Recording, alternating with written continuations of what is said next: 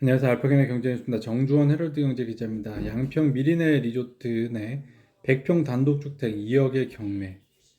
해당 물건은 지난해 3월 한 법인회사로부터 강제 경매 신청을 당하며 경매 시장에 나왔는데요. 소유주의 등기 권리는 2억 7천만 원에 달해 초기 감정가 육박하고 해당 회사와는 약 2,700만 원 금전적 분쟁 다툼이 있었던 것으로 확인됩니다. 다만 말소 기준 등기가 2019년 7월 4일 자용문농협의 근저당권 기준 1억 2천만 원으로 기존 등기를 포함해 이후에 있는 근저당이나 가압류는 낙찰과 동시에 소멸할 예정입니다. 조성필 아시아경제기자입니다. 고려아연 PTY LTD는 비공개 주식회사 판결문 확보, 주총 적법 강조, 조회수 한 건. 고려아연 측은 경영권 방어 목적의 상호주 의결권 제한이 적법하다고 판단한 대법원 판례 또한 확보한 것으로 알려졌다. 그동안 대법원의 여러 판매를 통해 오직 경영권 방어를 목적으로 제3자 배정 방식의 신주 또는 전환사채를 발행하는 것이 신의 측에 위반된다는 입장을 유지해왔다. 가처분 소송을 심리하는 재판부가 해당 판례를 상호주 의결권 제한에까지 확대, 유추 적용한다면 고려아연에 불리한 상황이었던 하지만 경영권 방어를 목적으로 상호주 형성에 따른 의결권 제한이 가능하다고 판시한 판례를 향후 가처분 소송에서 방어 논리를 내세운다면 형세는 뒤바뀔 가능성이 있죠. 황정환 한국경제기자입니다. 지역 바꾸는 건 좋은 기업, 전철 1호선 변화의 기호.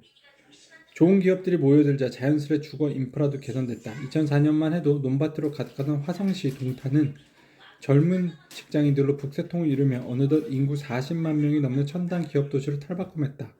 오산과 평택 인구도 같은 기간 13만 명, 38만 명에서 24만 명, 60만 명으로 늘었습니다.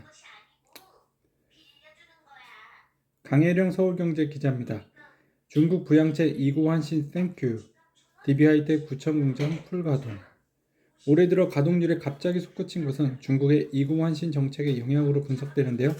이구환신은 낡은 제품을 새 것으로 교체한다는 의미로 중국 정부가 지난해 경기 부양을 위해 발표했죠. 전자기기를 구매할 때 현 제품을 반납하면 보조금을 지급하며 소비를 지원하는데 이 정책으로 중국 시장의 IT 기기 수요가 크게 확대되는 추세입니다. 홍용훈 파이낸셜 뉴스 기자입니다.